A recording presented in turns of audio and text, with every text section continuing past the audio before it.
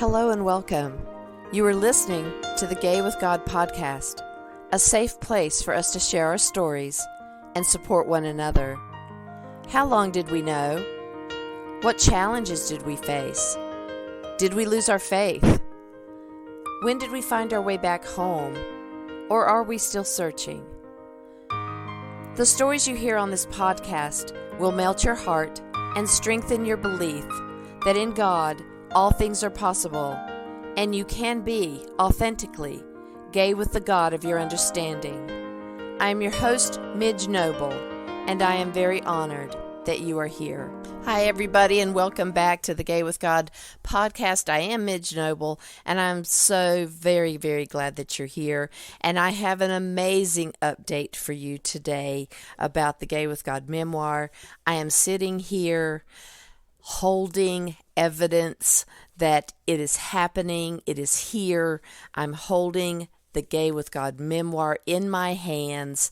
I'm turning pages. Can you hear them? Probably not. But it's just amazing to have gone through this journey, and we're going to talk about that tonight a little bit, but I'm going to talk about a deeper journey too. But before we get into the show, let me remind you that I am an affiliate with Dr. Keith, and I want to remind you of his WIPEOUT TRUAMA program. If you are LGBTQ plus, especially if you've been raised in the conservative evangelical church, chances are pretty good that you have experienced abuses due to your identity, and these abuses have resulted in identity trauma. Dr. Keith is a bisexual man. After working on his own healing as well as that of his clients for over 30 years, Keith decided to take all his personal and professional experience and put it into a digital course to help you. It's called WIPEOUT TRUAMA.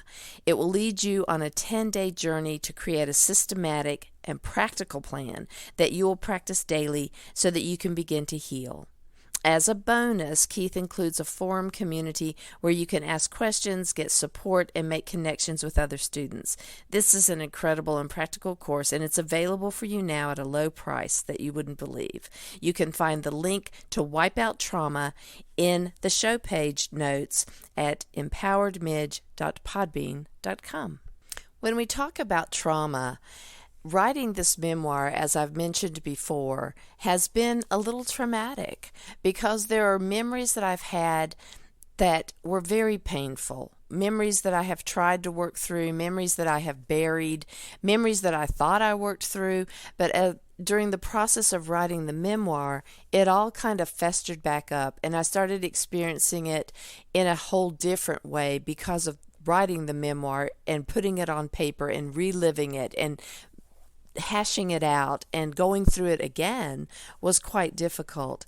So on that journey, I had assistance.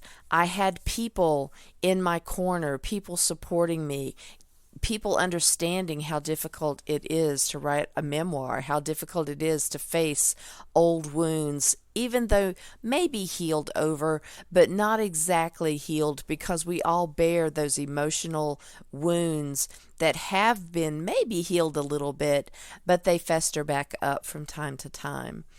And as a therapist, I used to talk to the kids about having those wounds that are emotional be very traumatic, because people see things on the outside of our bodies. If we've been bruised, if we've been burned, if things have happened on the outside of our bodies, people go, that looks horrible, that looks painful, oh, you must really be in pain, and they understand the trauma you've been through. But when it's emotional, unless we speak about it, and some of us couldn't speak about it, some of us couldn't talk about what we went through while we were children because of two things. One, we might not have been able to because we weren't safe, or we might not have been able to because we didn't realize how insidious the trauma was. We thought it was normal. We thought that this is how everybody lived. We thought that this was just sometimes even our fault. We took on the blame. We didn't realize that it wasn't us that created this problem. One of the testimonials that was written for me for this book says this: through candid, relatable stories that are at once both humorous and tragic, Midge takes readers on a journey of resilience and hard-fought redemption, confronting even her most gritty and tender memories with understanding and compassion. She offers a model of what it looks like to reclaim a sense of agency, authenticity, and accountability, while still rooted in postures of empathy and humility. When I read that, it opened my eyes to remember that I really had no idea growing up how what was going on affected me. That I was living in a fearful self most of the time, an anxious kind of self. And when you do that, you can't be completely authentic. You mask a lot of problems that are right in front of you. You act like it's not happening. That you are fearful, like I said, and anxious most of the time, and that you love conditionally. You don't know how to trust love. You don't know how to handle it when it is there and then it's taken away. You feel unauthentic, really. And it's a hard way to live as a child because you have to trust the adults that are taking care of you to guide you through emotions. But if they have been traumatized as children and they don't know how to figure out their own emotions, it's hard for them to guide their kids. You don't really understand how to play and have fun because everything might become very urgent and you become maybe super responsible and trying to control things so that you know the outcome. The journey through trauma is to come through all of what you were learning as a child and relearn how to connect with your most authentic self. The person that's genuine and spontaneous and expansive and loving and assertive, being able to set really good boundaries, being able to be playful and understand that other people's issues with you may really not be because of you, but because of what they've gone through in their past. So as I told my stories of my childhood and my coming through and my memories and how I then can get through the gay part of it, because you take a child that's going through some emotional traumas at home and then throw in, oh, and by the way, I'm gay, especially in a home that's not going to be very okay with that, it really shuts you down. And I think that's why my journey to being an authentic gay with God lesbian was hard, because I couldn't even admit it to myself. And I certainly knew I couldn't admit something like that to my family. It never even occurred to me that I was gay because I think I knew, bottom line, you're not going to be safe to do it. So just to give you a sneak peek, my memoir is in 4 parts, and part 1 is all about my family. So I chose to start with my family because I want you to get to know the people that I grew up with. I wanted you to see some of the trials that I didn't even see as trials at the time that I had shut down, and I wanted you to see what the family composition was, because then in part 2 I go through some of the trials that I experienced. I talk about having a Jesus facade. Let me tell you, once you get to know me through my memoir, you're going to go, really? You were like that? You're not going to believe it. But it's really interesting to see how far I've come, by the way. We can at least stand on that.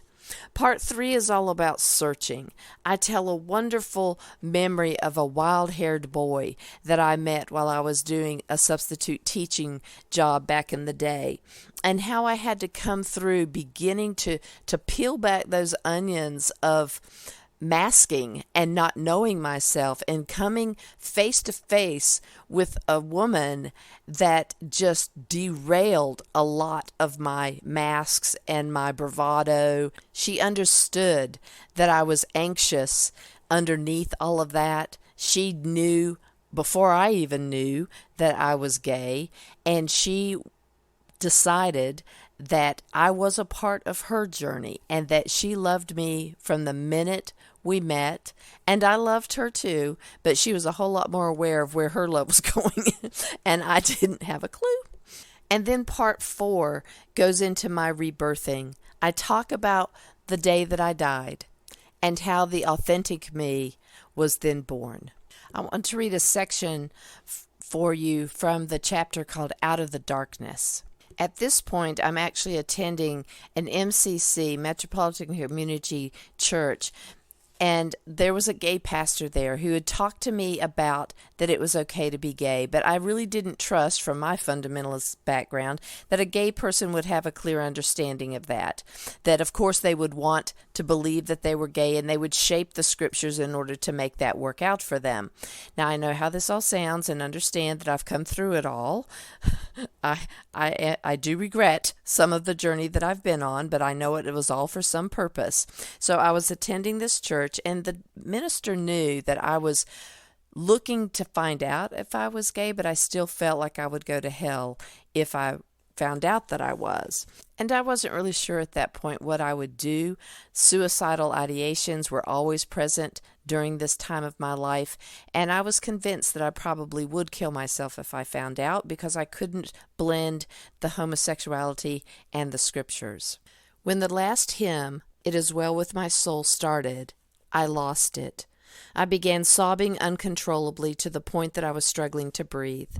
I clutched my body and rocked while the sobs continued, and I kept thinking, "Oh my God, I am gay. I am really gay." As the song ended, I tried to pull myself together.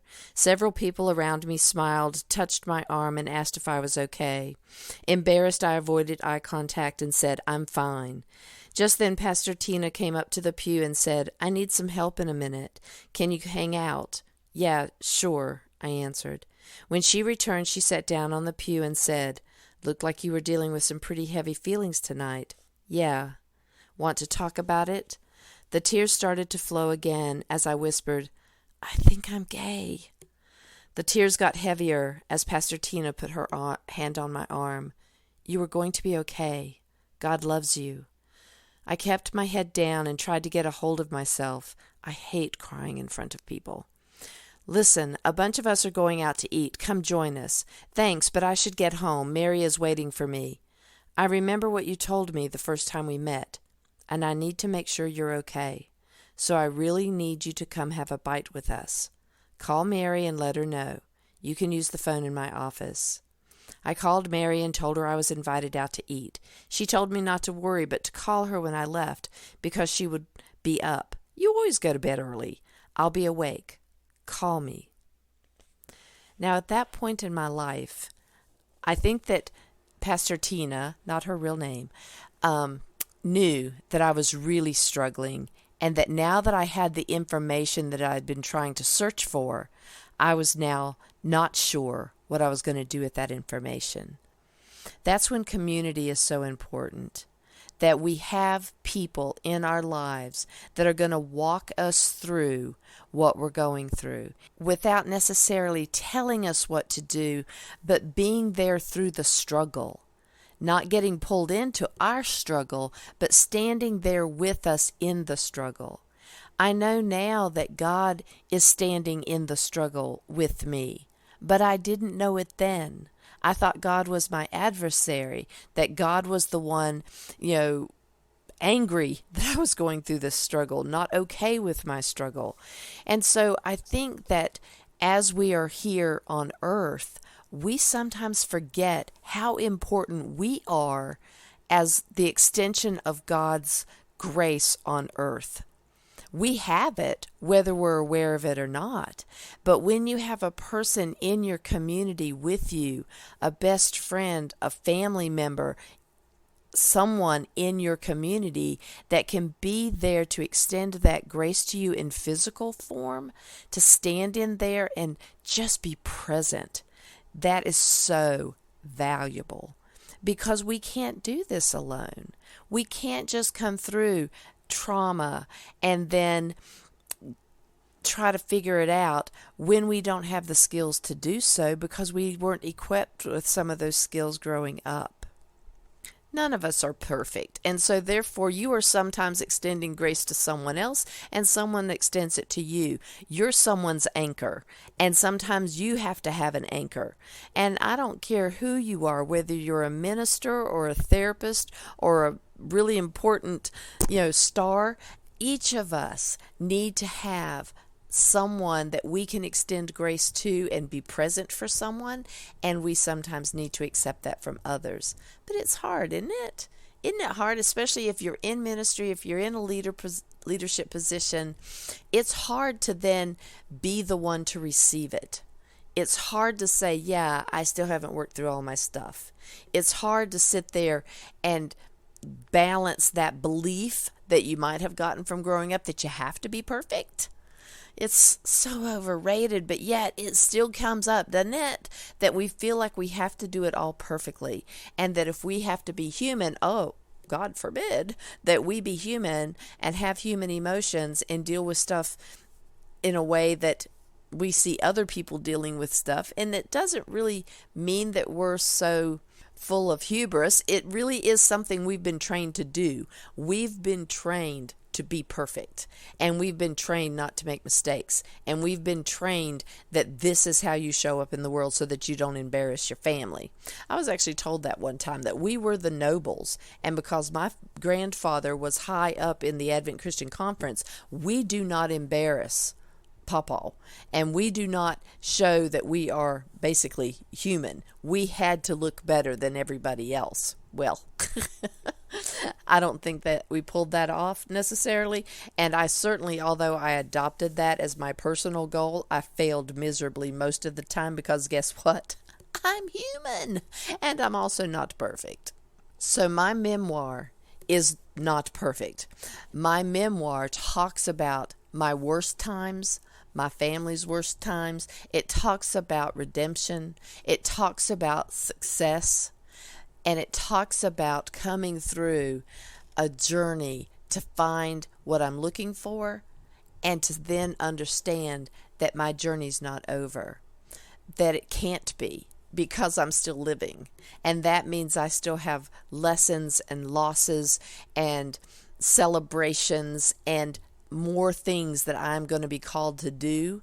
And that's because I'm still here. I'm above ground and I'm still breathing, and I'm not done.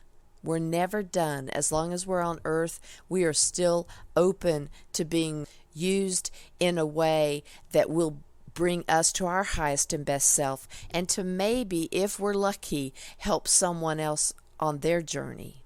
In the back of the book, as most books have it, there's an acknowledgments section.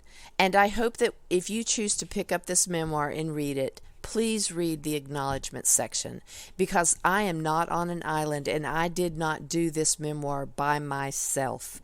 Not only, of course, did I have the support of my beloved, but there were so many people that had a hand in this memoir, that made it better, that helped me through it, that were there to help me in the times where I wanted to just stop, and when I thought I couldn't write anymore, I couldn't go through any more of it.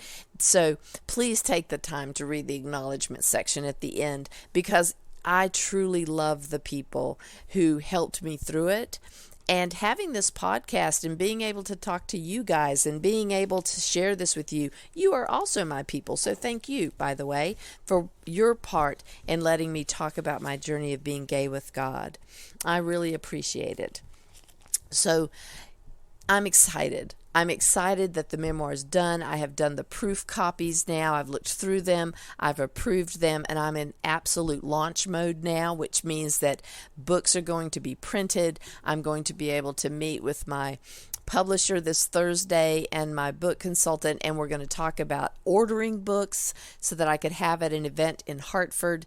And I'm already setting up times that I can go and speak in different locations and be there to do signings. So you, as a listener of this podcast, Gay with God, if you have a church, a women's group, a Zoom meetup, if you have a meetup that you do in your community, get in touch with me at empoweredmidge gmail.com. Write to me and let me know if you would like me to come to one of your events, and let me share my Gay with God memoir with your people, and let me know how I can serve you.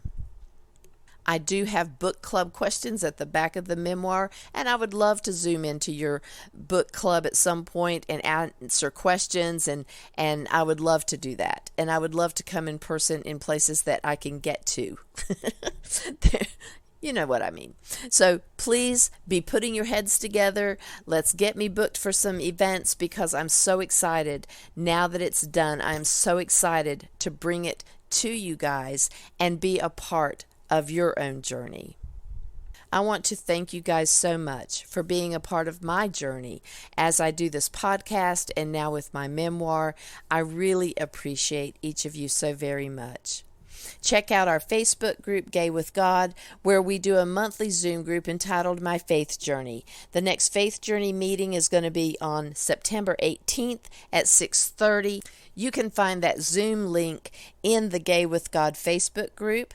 And also, I'm doing the Ask Me Anything monthly group that I'm doing up through my actual launch date for the memoir, which is October 11th. But you can ask me anything, and we can talk more about the memoir at these monthly Zoom meetups. And the next one for that is September 14th at 7 p.m. The Zoom link for that is also in the Gay with God Facebook group that I run. So when you look for Gay with God and you come into the group, make sure you answer all the questions so I can see you on the inside. If you are listening to this podcast and are questioning whether you can be gay and be in a relationship with the God of your understanding, if you identify as LGBTQI+, or not even sure if you're gay, God has always been within you, even when you didn't know it. You have always been Gay with God. If you are struggling with your journey to come out, or you're struggling with your faith journey, please connect with me for some coaching. You can do that at empoweredmidge.podbean.com. Scroll all the way down the page of the show page and find a way to connect with me. You can also connect with me through my website, gaywithgod.com.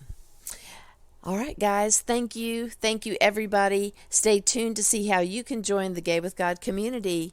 And as always, you are loved. I want to invite you to become a part of the Gay with God community. How can you do that?